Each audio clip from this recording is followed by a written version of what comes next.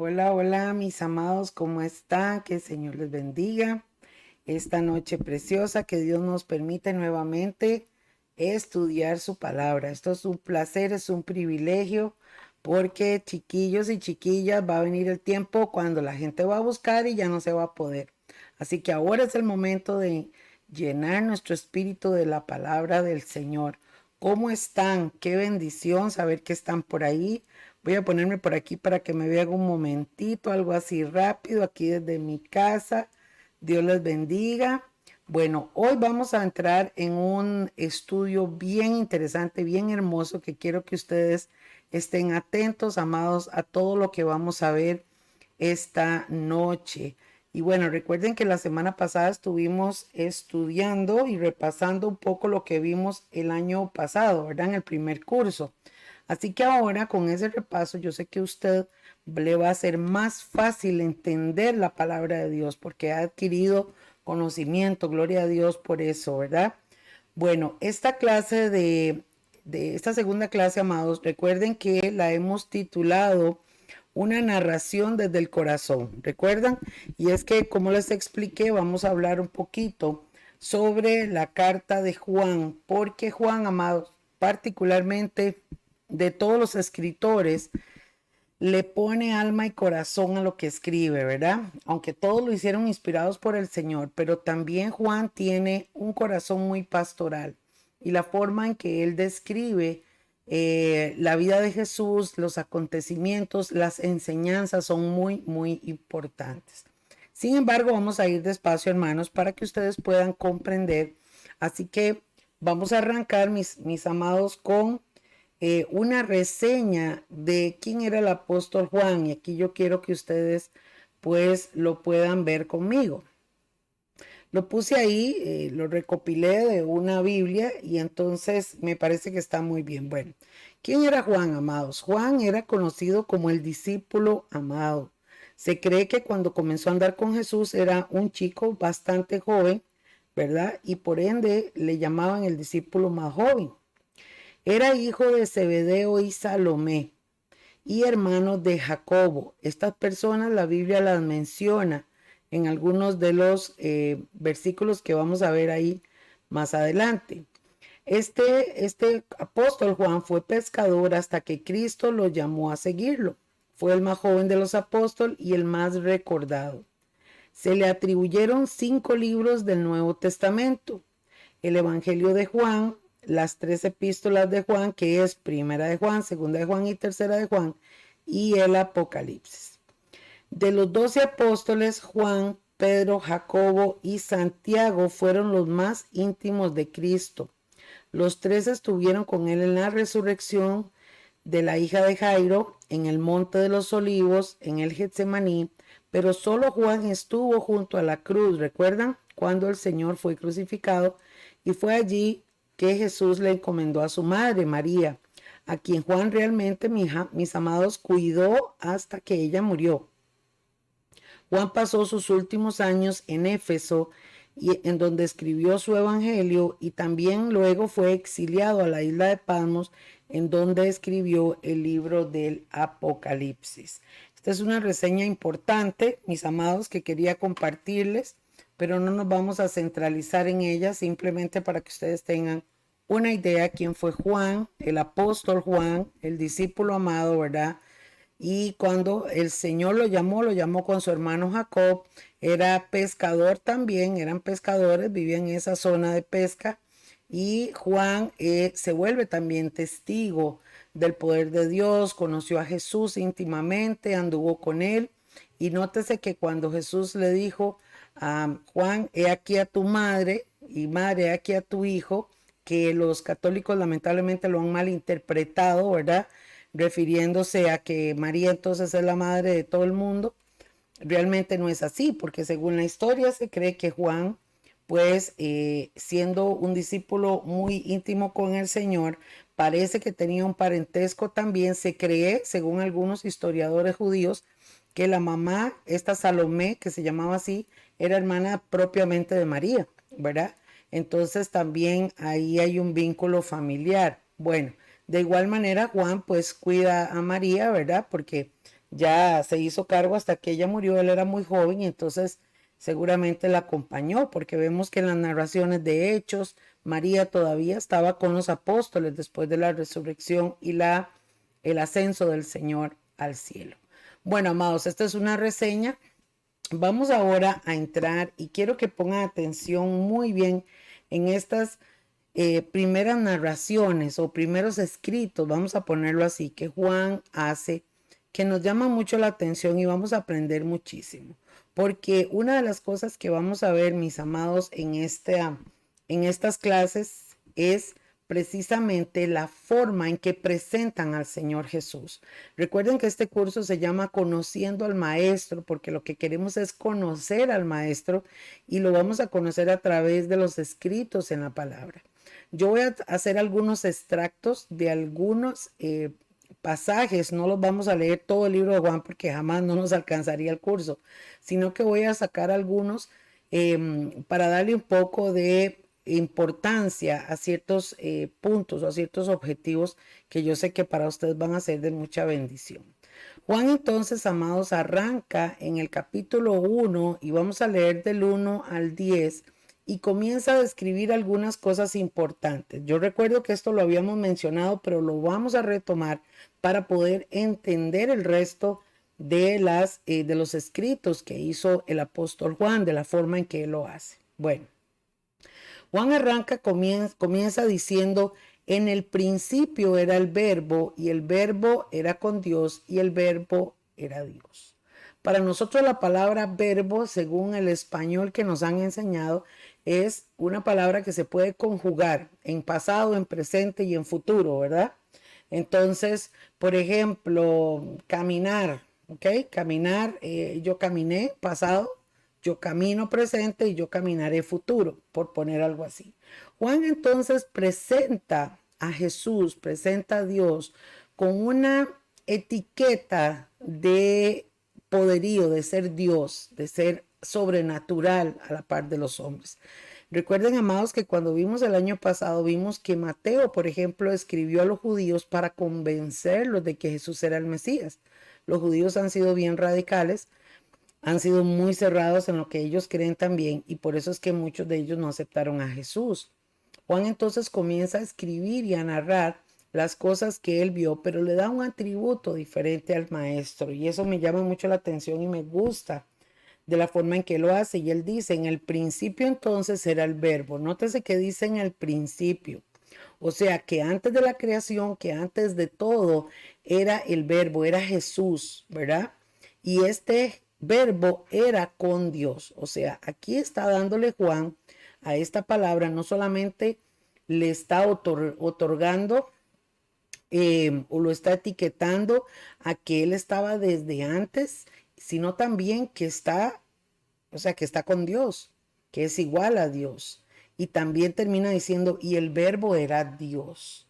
Esto es una de las partes más fundamentales del cristianismo, que es lo que nos distingue, oiga, amados, nos distingue, nos separa de tantas falsas doctrinas y tantas sectas que hay. ¿Por qué? Porque los testigos de Jehová, porque por ejemplo los sabatistas o los adventistas, o bueno, hay un otro poco ahí, ¿verdad?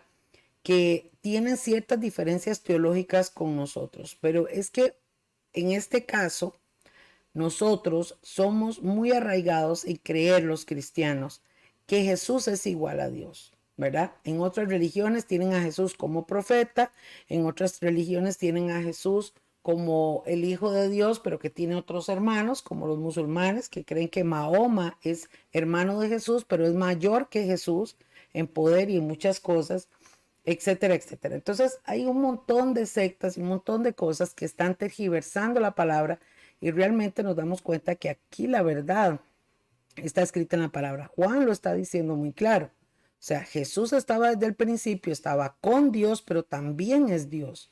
Entonces, ¿qué está diciendo? Que Jesús es Dios, ¿verdad? Igual a Dios, o sea, que es parte de la Trinidad de Dios y que estaba desde el principio también, que no fue algo que al Padre se le ocurrió a último momento, sino que Él estaba desde antes.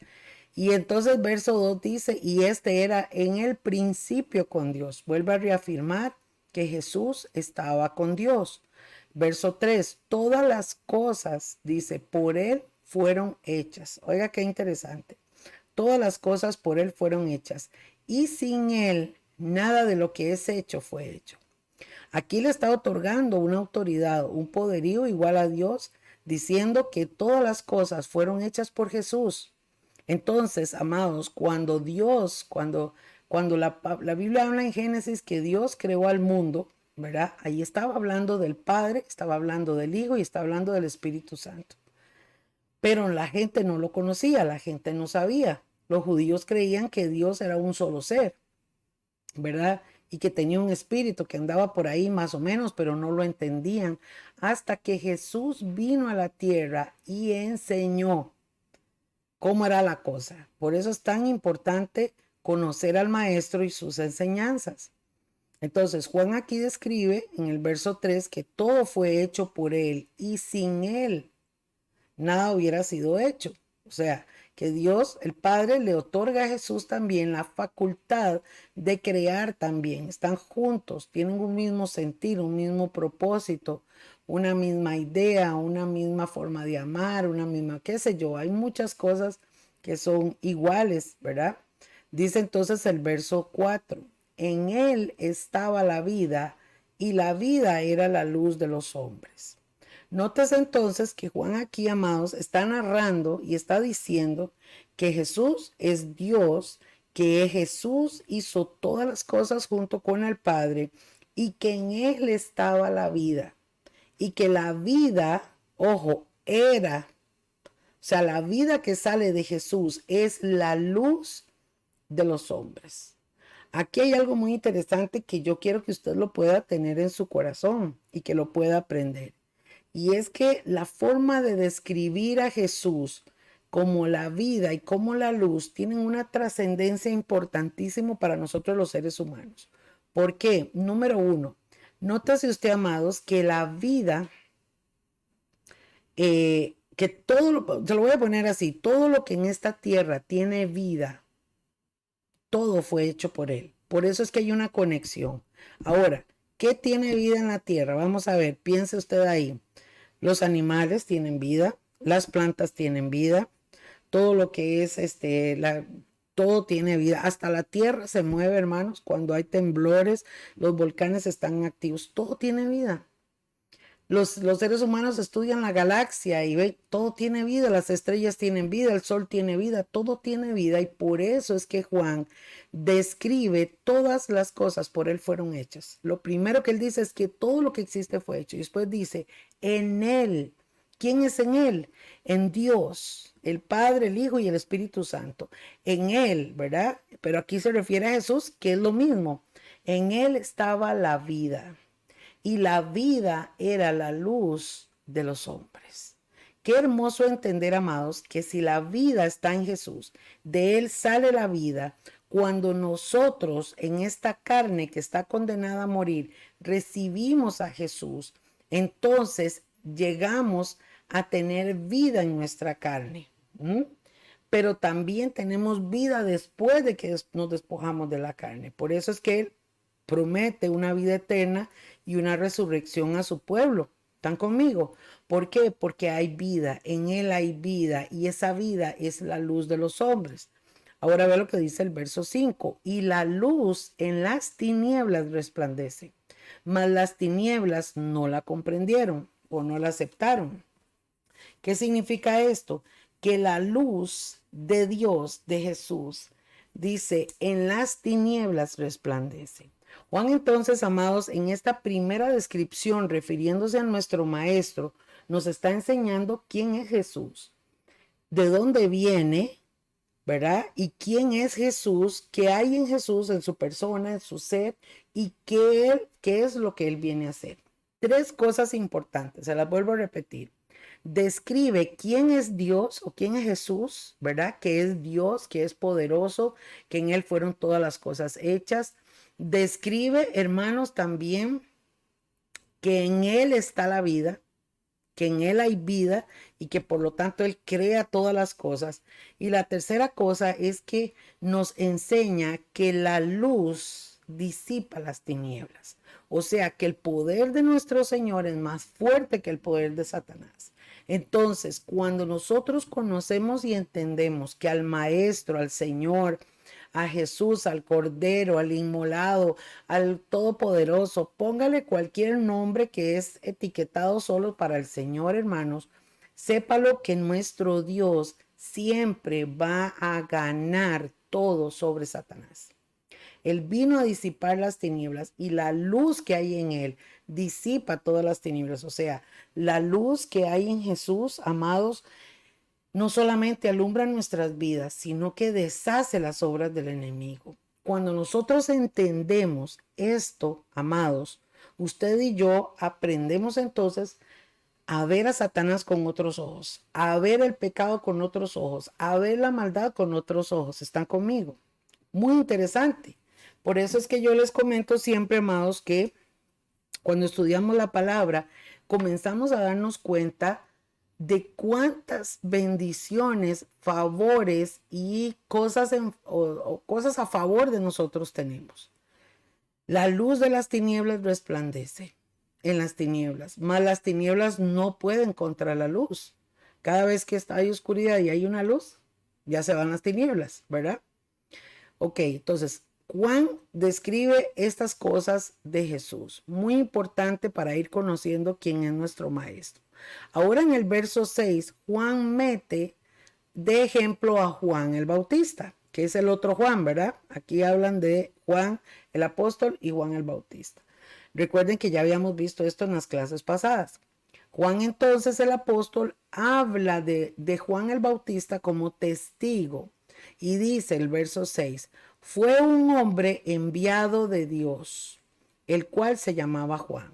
Nótese que le puse ahí una subrayadita, enviado de Dios, porque Juan está reconociendo que Juan el Bautista es el que habían hablado los profetas, es el que vino a abrirle camino al ministerio de Jesús dentro del pueblo judío. Muy importante entender esto. ¿Qué sucede? Que Juan entonces está describiendo que Juan el Bautista fue un enviado de Dios, está reafirmándolo y está mostrándole a todos los judíos quién era Juan. Y dice el verso 7, este vino por testimonio para que diese testimonio de la luz, para que todos creyesen por él. Está aquí hablando de que Juan el Bautista, amados, también sabía que Jesús era la luz, que era el único que podía venir al ser humano y sacar las tinieblas, sacar lo malo, quitar nuestro pecado. Y entonces Juan aquí lo resalta hablando de Juan el Bautista.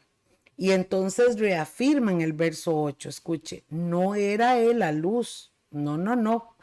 Como le digo yo a mi nieta, la luna no es de queso, no. Y ella me vuelve a dar muerta de risa, ¿verdad? No era él la luz, está diciendo Juan, sino para que diese testimonio de la luz. Qué lindo hacer la diferencia cuando hay un hombre ungido por Dios, un siervo de Dios, y realmente reconocer de quién es el poder, ¿verdad? Que es de Jesucristo. Juan aquí hace una descripción muy importante y dice entonces que Juan el Bautista dio testimonio que era la luz. Y nótese que está hablando de la luz, ¿verdad? Porque Juan pudo entender, pudo vivirlo, pudo creerlo, recibirlo y enseñarlo, de que Jesús realmente era la luz de los hombres. Recuerdan también cuando estudiamos el año pasado que vimos, por ejemplo, la palabra de aquel viejecito que estaba en el templo cuando María y José fueron a presentar al niñito Jesús que profetizó, ¿verdad? Simeón, si no me equivoco. ¿Se acuerdan también de todo lo que hablaban los profetas y toda la línea que nosotros vimos que se referían a Jesús con todos los nombres que se le pusieron? Y Juan aquí resalta a Jesús como la luz, ¿verdad? Como el alumbramiento, como realmente lo único que puede estar sobre Satanás, sobre su reino, es la luz de Jesús. Entonces habla de vida y habla de luz. Y dice el verso 9, aquel, refiriéndose a Jesús, era la luz verdadera. O sea, Juan solamente dio testimonio y se refería hablando de alguien que venía, de alguien que iba a salvar, que alguien que iba a bautizar con fuego, ¿verdad? Con Espíritu Santo y fuego, como dijo en algún momento, pero todo es direccionado a la persona de Jesús. Entonces, aquí estamos viendo que no solamente Juan el apóstol, sino Juan el Bautista dan crédito, dan evidencia de que Jesús es el Hijo de Dios y muchísimos más que creyeron. Pero lo que está escrito es lo que ellos narraron. Entonces Juan dice en el verso 9, aquel era la luz verdadera que alumbraba a todo hombre, escuche, o que alumbra a todo hombre que viene a este mundo. O sea, amados, esta frase que está ahí subrayada me da a mí entender que nadie en esta vida, por más indio y por más metido en las montañas, ermitaño o como sea, que haya vivido y existido, nadie se ha condenado porque no conoció. A todos en algún momento la luz de Dios, la luz de Cristo ha tenido que venir a reflejarse a sus corazones. Todos, porque ese es nuestro Dios justo. Él es un Dios justo, un Dios amoroso, y Él no quiere que nadie se pierda. Y Él no hizo esta palabra solo para nosotros, sino desde que Él resucitó hasta el día de hoy, todas las personas han tenido oportunidad de conocer al Señor.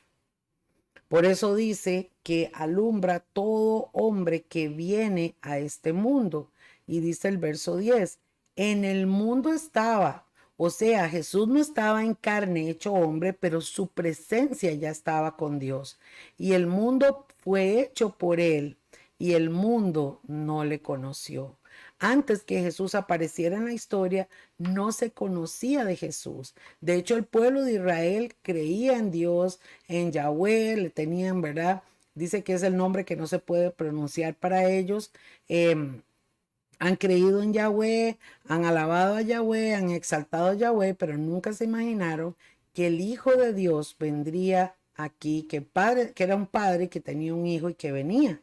Por eso es que cuando Jesús se presenta en la historia, mucha gente no lo acepta y dice, ¿y este loco qué le pasa, verdad? ¿Por qué está diciendo esto? Pero realmente Jesús vino a enseñarnos el plan divino del Padre, cómo fue que sucedieron las cosas y que Él realmente es el Hijo de Dios.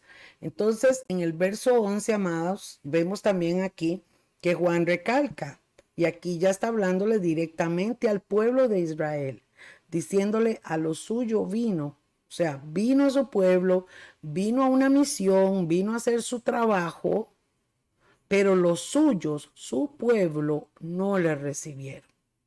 Y así lo hemos visto y lo vimos en las lecciones pasadas, ¿recuerdan? Nunca recibieron a Jesús. Muchos, ¿verdad? Muchos creyeron, pero otros no. Y dice el verso 12, más a todos los que le recibieron, oiga, más a todos los que le recibieron, dióles o les dio potestad de ser hechos hijos de Dios. ¿A quienes? A los que creen en su nombre. Cuando entendemos esta palabra, mi gente linda, vemos que el Señor hizo su trabajo, pero que el ganarse la salvación o el ganarse el paso a la vida eterna no es un asunto de Dios decidiendo por los hombres. Dios no viene y dice de Tim Marín, de Dopingüe, usted sí, usted no, usted se salvó y usted no, y usted me cae bien, usted me cae mal. No. Aquí nos dio libre albedrío y nos pone a escoger a los seres humanos y entonces dice, más a todos los que le recibieron, tanto en ese momento los judíos como todos los que después le íbamos a recibir, nos da la potestad, el derecho, la legalidad de ser hechos. Entonces, si vamos a ser hechos es porque no lo somos.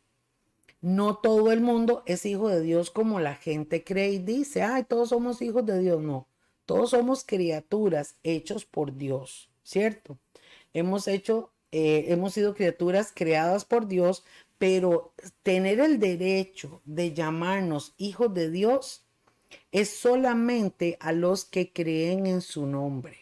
Dentro de este curso, mis amados, vamos a estudiar también más adelante, creo que en uno de los, creo que al final del curso, las promesas o parte de las promesas, un poco de promesas porque son muchísimas, promesas que son exclusivas para los hijos de Dios. ¿Qué le parece? ¿Ah? Promesas maravillosas que cuando usted las conozca, usted va a caminar en fe, usted va a llamar las cosas que no son como si fueran, usted va a creer a la palabra y usted va a caminar de gloria en gloria y de victoria en victoria. ¿Cuánto le dan gloria a Dios? Porque eso es lo que el Señor quiere con nosotros.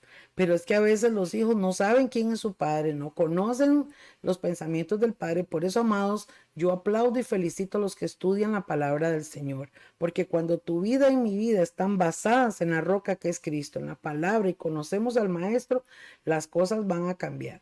Pero cuando la gente solo vive de las palabras proféticas o de lo que dijo el pastor nada más eventualmente y son oidores pero no hacedores de la palabra, entonces tienen una vida raquítica espiritualmente, ¿verdad? Son fluctuantes, no son sólidos, con cualquier viento se mueven y por otro lado también, amados, son gente de poca fe. Pero aquí la palabra está diciendo entonces que creer, oiga, los que creen, ¿y en dónde tienen que creer? En su nombre. Nosotros conocemos a Jesús con el nombre de Jesús, pero los judíos mesiánicos ahorita, que son los judíos que sí creen en Jesús, porque no todos lo creen, ¿verdad? Muchos lo abominan y lo aborrecen, pero los que sí creen en Jesús como Señor y Salvador y como el Mesías, ellos sienten que nosotros ofendemos diciendo el nombre de Jesús, porque dicen que Jesús es un nombre común, ¿verdad? Que el nombre real es Yahshua, ¿verdad? Dicen ellos, Yahshua. Pero bueno, esto no nos hace ni más ni menos. Realmente nosotros conocemos el nombre de Jesús y sabemos que tiene poder, porque hermanos, en ese nombre echamos fuera demonios y se sujetan, ¿verdad? En ese nombre oramos por enfermos y hemos visto la gloria de Dios y a ese nombre invocamos y creemos, ¿verdad? Y es irrelevante porque uno no siempre le dice Jesús, uno le dice Señor, uno le dice Maestro, Rabí, ¿verdad? El Cordero, bueno, tantos nombres que son exclusivos para Él.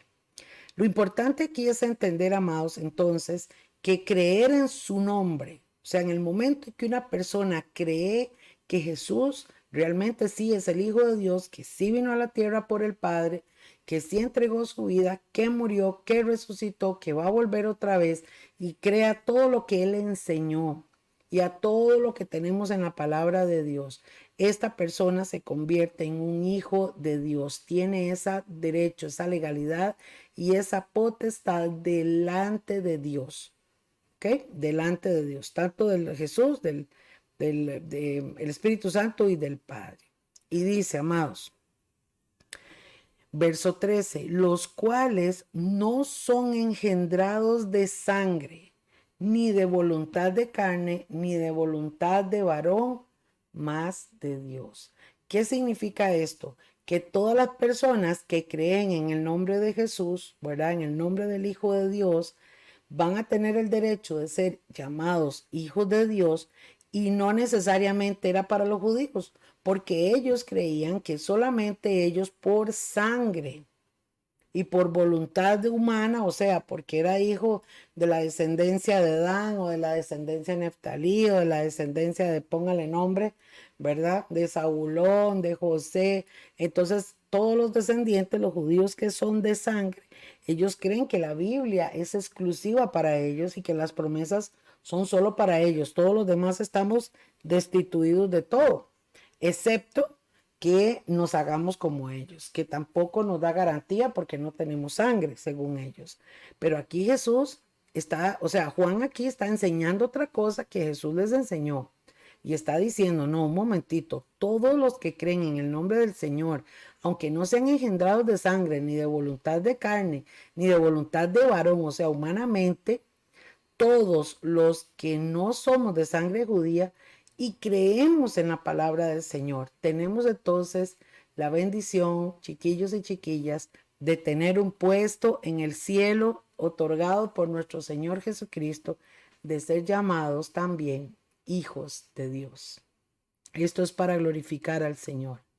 Y Juan entonces en el verso 14 dice, y aquel verbo fue hecho carne y habitó entre nosotros y vimos su gloria y gloria como del unigénito del Padre, lleno de gracia y verdad. Nótese que Juan está diciendo, bueno, entonces Dios se despojó, se hizo como uno de nosotros, vivió entre nosotros, vimos su gloria, gloria como el único Hijo del Padre, ¿verdad? Que aquí es donde hacemos la diferencia con otras sectas que creen que hay otros, ¿verdad? Y dice lleno de gracia y de verdad. Muy importante que usted retenga esta palabra, gracia y verdad, porque la gracia simboliza regalo. O sea que el Señor se presentó en la tierra lleno de regalos, que esos regalos son promesas, esos regalos son promesas que nos dan valor, que nos dan fuerza, que nos dan paz, que nos dan gozo, que nos dan esperanza, que nos dan seguridad y de verdad. ¿Por qué? Porque Él viene a decir las cosas tal y como son. Jesús es la verdad, Él está, lo que Él dijo es lo que es. Todo lo que salió de la boca de Jesús y lo que Él enseñó y lo que Él le reveló a todos los siervos, esa es la verdad. Entonces Juan describe aquí, amados, que muchos de los judíos vieron su gloria, pero muchos no le creyeron. Y vuelve a hablar de Juan el Bautista, dice el verso 15. Juan dio testimonio de él y clamó diciendo, este es el que yo decía, el que viene tras mí es antes de mí porque es primero que yo. Nótese y recuerden, mi gente linda, que Juan el Bautista nació primero que Jesús, ¿verdad? Fue primero que Jesús. Recuerde que cuando llegó María a visitar a la mamá, a Elizabeth, la mamá de Juan el Bautista, dice que ella tenía como 6 meses y el niño saltó, recuerda. Y luego vimos que Juan el Bautista nació primero y fue criado en el desierto y luego aparece Jesús en la historia. Que Juan el Bautista dijera, Él es antes que mí, dejaba a todo el mundo rascándose la cabeza. ¿Por qué? Porque Juan sabía que era el Hijo de Dios y que aunque no estaba en carne como ser humano, nació después que él, su espíritu, su esencia, la persona de Jesús era antes porque había estado desde el principio. O sea, era Dios, era lo que Juan el Bautista estaba diciendo. Y dice el verso 16, porque de su plenitud, escucha y se lo subrayé ahí, de su plenitud tomamos todos y gracia por gracia. Qué palabra más maravillosa, escuche, porque de su plenitud tomamos todos. Si Jesús, su plenitud, o sea, lo que a Jesús le sale es vida, es gozo, es paz, es luz. Y usted tiene derecho a tomar de eso, a recibirlo, a tomarlo, hermanos, a comerlo, a digerirlo, a vivirlo, póngale nombre. Yo no sé usted, pero yo estoy levantando manos. Y gracia por gracia, o sea, está diciendo, usted y yo tenemos el derecho de tomar de todas las bendiciones que el Señor tiene para nosotros y regalo tras regalo, porque la gracia por gracia es regalo tras regalo, o sea, promesas. Yo no sé, mi gente linda, pero usted está entendiendo cómo Juan entonces narra a nuestro maestro. Estamos conociendo quién es Jesús, cuál es su misión, qué vino a hacer a la tierra, qué hay en él como persona y qué palabras de vida eterna nos ha enseñado de creer en su nombre para recibir ese galardón, esa bendición. Dice el verso 17, porque la ley, dice Juan, por Moisés fue dada. Si es cierto, Dios le dio a Moisés la ley y la aplicó al pueblo. Pero la gracia, vea lo que dice, más la gracia y la verdad por Jesucristo. ¿Por quién? Dígalo conmigo, por Jesucristo fue hecha. O sea, el pueblo de Israel tenía la ley, pero la gracia y la verdad, lo que Jesús vino a enseñar y a decirles, ustedes ni cumplen la ley, ni dejan que otros la cumplan, ni tampoco hacen nada por la vida. Entonces, yo vengo a enseñarles la gracia, vengo a enseñarles este regalo de Dios, vengo a dar mi vida por ustedes, para que ustedes crean en mí, puedan ser salvos y puedan caminar de acuerdo a todos los estatutos y normativas que yo traigo. Porque ya no quiero que vivan bajo la ley, porque nunca la van a poder cumplir. Todos me han fallado. Eso es lo que Jesús hubiera dicho en otras palabras.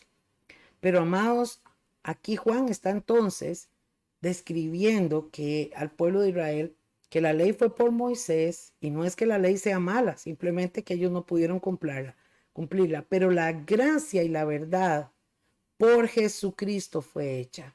O sea, el que vino a traernos los regalos del cielo, a traernos promesas a todos los que no somos judíos y también a los judíos que quieren recibirlo, y los jodidos también, fue por Jesucristo.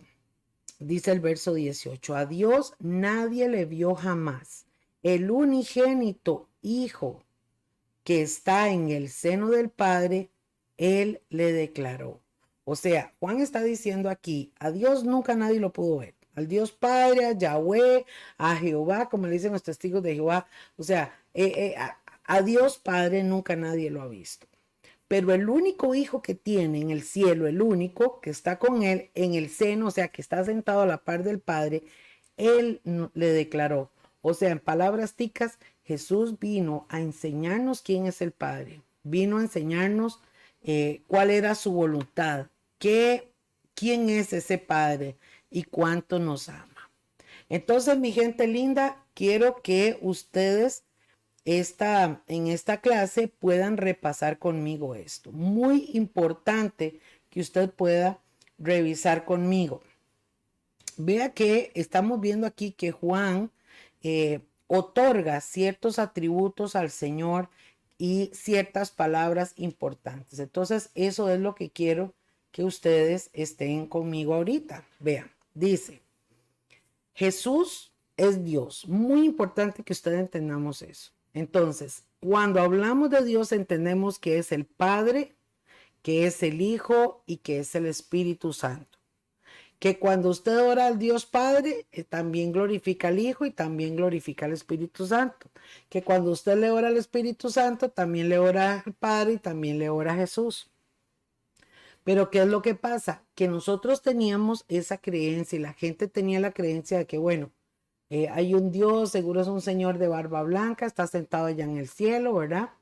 Y realmente Jesús nos viene a enseñar que el Padre, que es un Padre amoroso, que es santo, ¿verdad? Que Él es el Hijo y que Él así lo estableció y que está el Espíritu Santo, que ellos son coiguales. Y en esa igualdad, hermanos, hay eternidad. Que eso es algo que los seres humanos nos fundimos el cerebro porque no lo vamos a entender. Pero amados, o sea, la eternidad que hay en ellos es eternamente y para siempre. No hay principio, no hay fin. Nosotros los seres humanos, para que usted pueda entenderlo, nosotros los seres humanos siempre tenemos un concepto de vida porque tiene que haber una mamá para que nazca un bebé y luego esa persona crece, envejece y muere, ¿verdad? Y así va el ciclo de vida. Bueno, resulta que esa paternidad, amados, que Dios tiene, el ser el padre y tener un hijo, Dios no necesitó madre, eso Él lo inventó para nosotros. Vea si es así que cuando Él creó al hombre, lo hizo primero al hombre, ¿verdad? Y lo puso con todos los animales, pero cuando vio que Adán estaba inconforme, decidió hacerle a su esposa Eva. Y ahí es donde Él entra y pone la maternidad y pone en nosotras las mujeres ese regalo de Dios de poder ser mamás. Pero, amados, es importante entender que Jesús, el Hijo de Dios o el Hijo del Padre, no necesitó mamá. O sea, ya esto es algo de ellos. ¿Cómo le explico? Eso es, ya estaba, en Él estaba, ya era así. Ahí es donde nosotros, los seres humanos, reconocemos los padres, porque arranca del Padre, que tiene a su único hijo, solo un hijo tiene y tiene un espíritu.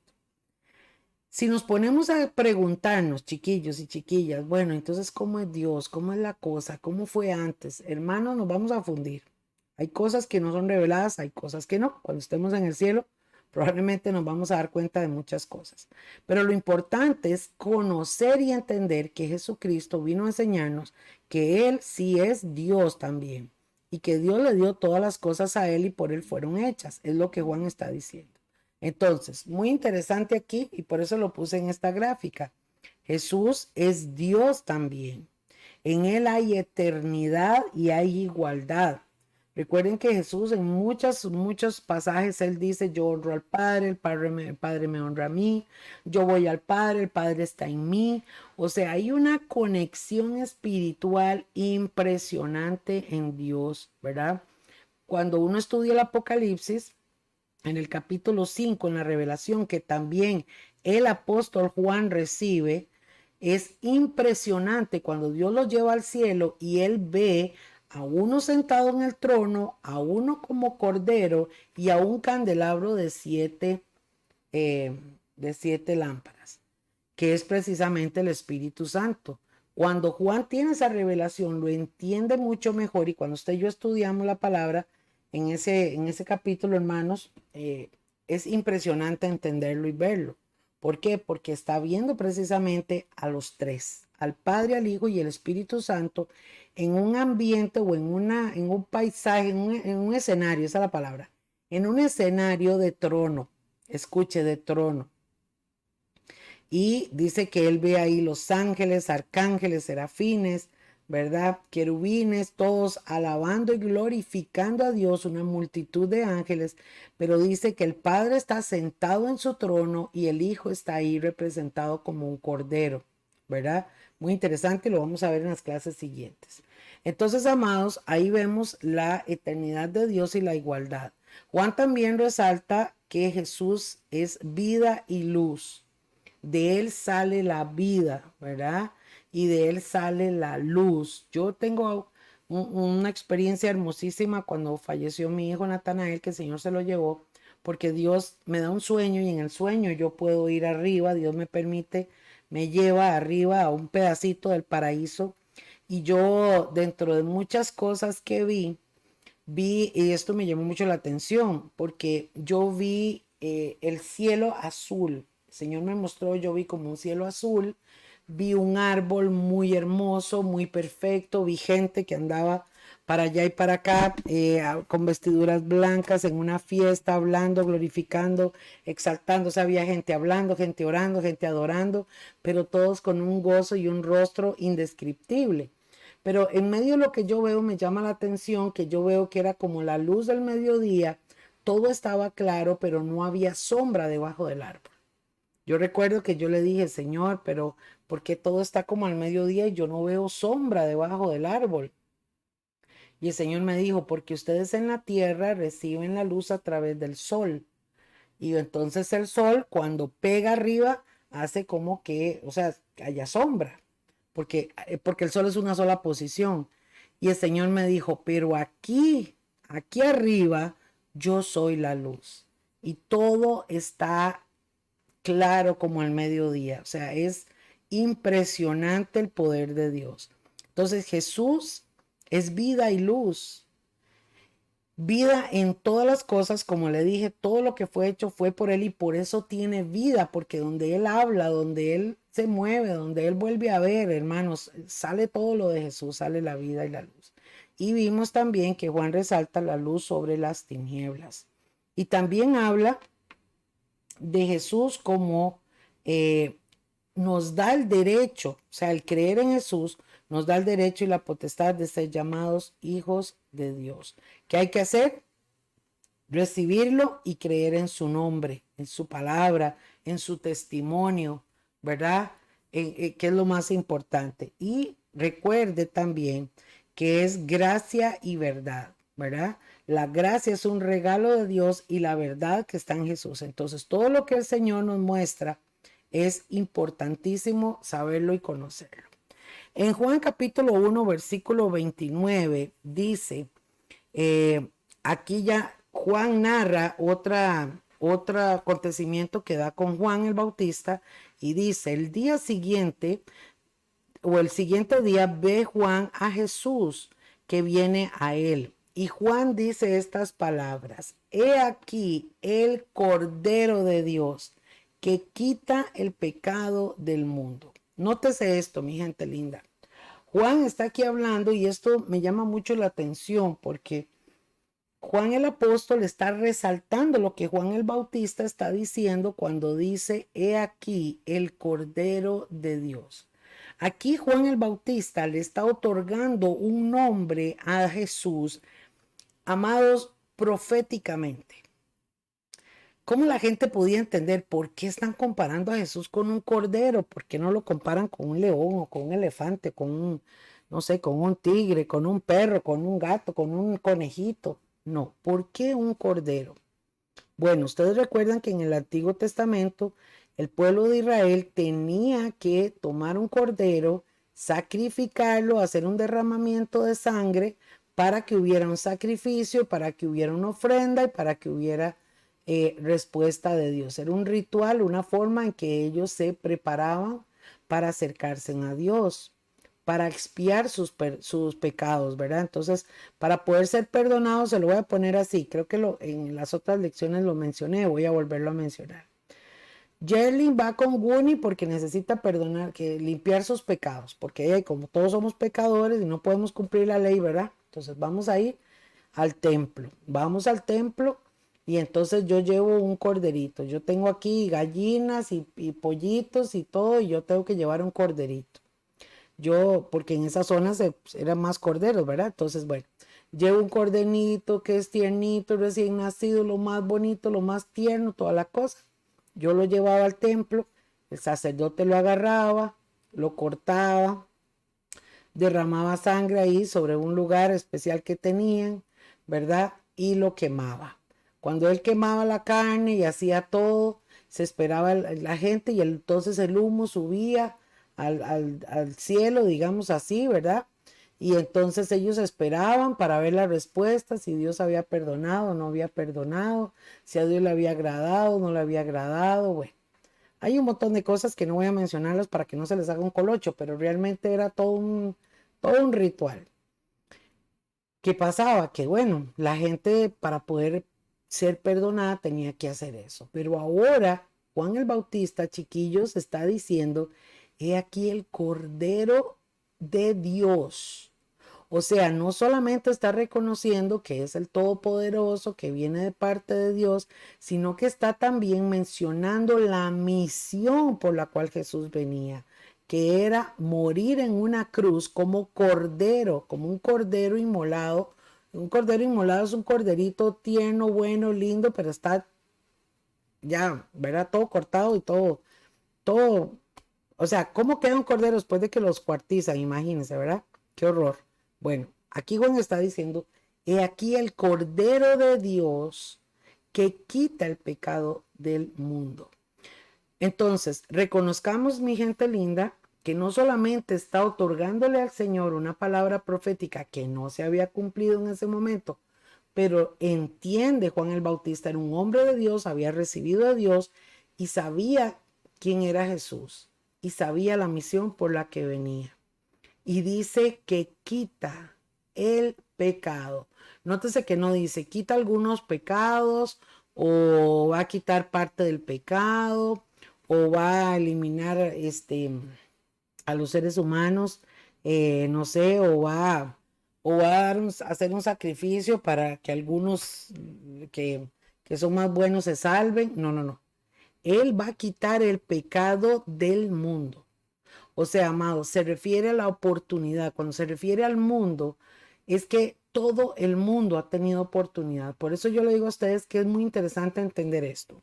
Desde el tiempo de Adán hasta que Jesús muere, toda la gente que murió sin conocer a Jesús, todos fueron unos al seno de Abraham y otros al infierno, al Hades, como le llama la Biblia. Pero en el momento en que Jesús murió, antes de resucitar, Jesús bajó a las profundidades de la tierra, donde se encontraba el seno de Abraham y donde se encontraba el Hades, les predicó a todas las almas que estaban ahí, y de ahí dice que llevó cautivo a la cautividad. O sea, que él sacó a los suyos, a los que creyeron en Jesús, que yo me imagino que todo el mundo creyó, déjalo, ¿verdad? ¿Quién va a querer estar en el infierno? Bueno, ¿y qué hizo él? Los llevó arriba, dice, subió, ¿ok? Subió, o sea, bajó a las profundidades y luego subió, ascendió al cielo en el espíritu y los llevó arriba y se presentó al Padre. Jesús se presenta al Padre y dice, Padre, he cumplido, yo ya morí, yo ya di mi vida, ¿verdad? Y entonces ahí es donde la Biblia describe que el Padre, en esta revelación que Dios le da a Pablo, lo exaltó hasta lo sumo, ¿verdad? Y le dio un nombre que es sobre todo nombre, que es el nombre del Señor. ¿Por qué de Jesús? Porque cumplió la misión. Juan entonces lo reconoce y dice, el Cordero de Dios es Jesús, que va a quitar el pecado del mundo. Ya entendimos, como lo relató Juan, el apóstol, que es a través de creer y recibir sus palabras. Verso 30 dice, este es del que dije, dijo Juan el Bautista, perdón. O sea, Juan el apóstol lo está escribiendo, pero el que está hablando de Juan el Bautista. Juan dice, este es el que dije, del que dije, tras mí viene un varón, el cual es antes de mí, porque era primero que yo, lo que leímos ahora. Verso 31, y yo no le conocía, mas para que fuese manifestado a Israel, por eso vine, dice Juan el Bautista, yo bautizando con agua. Juan entonces, amados, y esto lo hablamos en alguna ocasión, comenzó a bautizar en agua. Los judíos, amados, tienen un ritual de la purificación donde ellos cada cierto tiempo van a un estanque y se meten desnudos y se lavan, ¿verdad? Como decir que se bañan en esa agua, ¿verdad? Ellos se bañan y es una forma como de purificarse. Juan entonces aquí lo que hizo era que empezó a practicar el bautismo diciéndole a la gente, vamos a bautizarse con un arrepentimiento. Bueno, estas enseñanzas que dio Juan fueron tremendas, porque Juan decía, arrepentidos y convertidos porque el reino de los cielos ha llegado, y bautícese. Pero nótese que Juan en el bautismo hace una inmersión, o sea, como lo hacen mucha gente, los toman y los ponen para atrás. O sea, ¿qué es lo que hacen? Vean, vamos a ver. Los acuestan y los levantan, ¿cierto?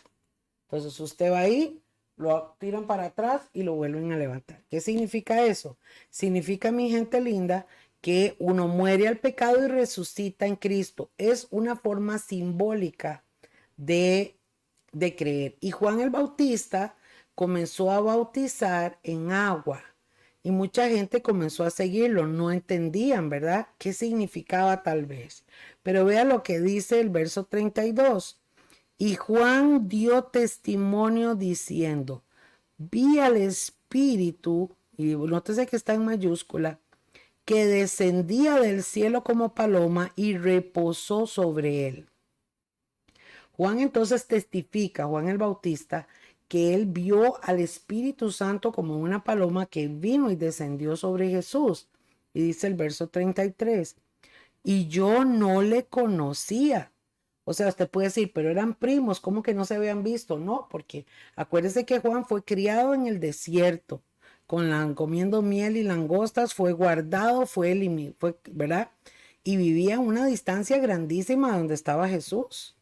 Entonces ellos no se conocían físicamente, ahí no había como ahora celular y todo, que uno manda una foto para más o menos saber quién es la persona, no. En ese tiempo no había ni camello del año, dijo mi marido. Entonces, amados, Juan dice que él vio una paloma descender del cielo y era el Espíritu Santo. Y dice el verso 33, yo no le conocía, mas el que me envió a bautizar con agua, aquel me dijo, o sea, está hablando de Dios que le hablaba a él. Vea qué siervo de Dios le dijo, sobre quien vieres descender el Espíritu Santo y que reposa sobre él, este es el que bautiza con Espíritu Santo. Qué tremendo. ¿Qué está diciendo Juan aquí? Vea qué interesante, amados, lo que Juan el Bautista está resaltando. Primero lo reconoce como el Cordero de Dios, hablando, ¿verdad? Y luego lo describe como quien va a bautizar con el Espíritu Santo.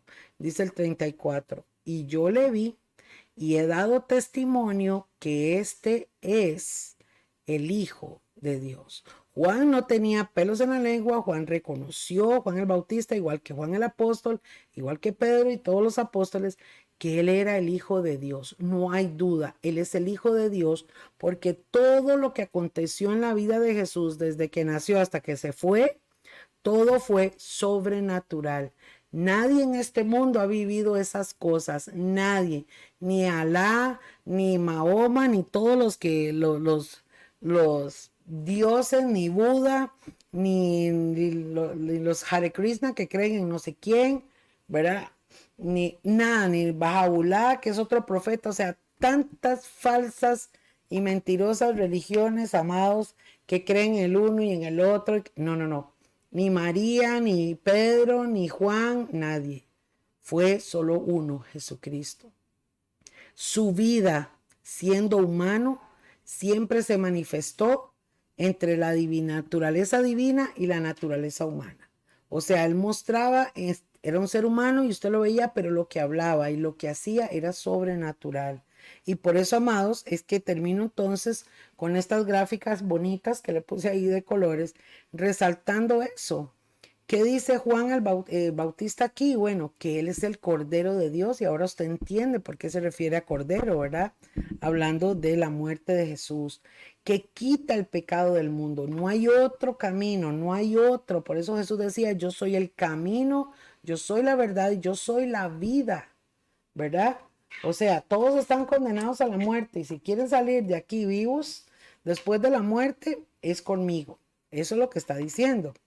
Después Juan habla del Espíritu Santo que desciende sobre el Señor y la palabra que el Padre le da o que Dios le da es que el que va a recibir o el que va a tener esa experiencia, ese va a bautizar con el Espíritu Santo. Muy interesante el tema, bautizar con el Espíritu Santo, y este es el Hijo de Dios. O sea, Juan el Bautista da testimonio y dice, yo lo vi. Yo no estoy inventando. A mí me pueden juzgar la vida porque he dado una vida de fruto, de correr una persona correcta, he hecho las cosas delante de Dios bien. Así que, hermanos, la palabra de Juan tenía peso y por eso era que miles se congregaban, caminaban y llegaban para ser bautizados por Juan el Bautista. Y Juan comienza a hablar de que venía alguien después de él. ¿Quién venía después de él? Cuando él comienza a bautizar hasta que aparece Jesús en la historia. Qué interesante y qué hermoso, ¿verdad? Bueno, mi gente linda, y entonces aquí dice que el Señor es el que bautiza con el Espíritu Santo, y en la próxima lección, si el Señor lo permite, vamos a ver a qué se refiere esto, qué más narra Juan y cómo vamos a ir entendiendo entonces esta personalidad tan maravillosa de nuestro Maestro, nuestro Señor Jesucristo. Bueno, mi gente linda, que Dios me los bendiga, que Dios me los guarde, que pasen.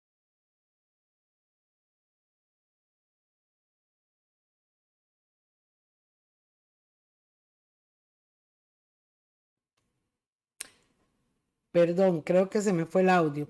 Que Dios los bendiga, hermanos, y los esperamos el próximo martes en la siguiente clase sobre conociendo al Maestro. Buenas noches, que el Señor les bendiga.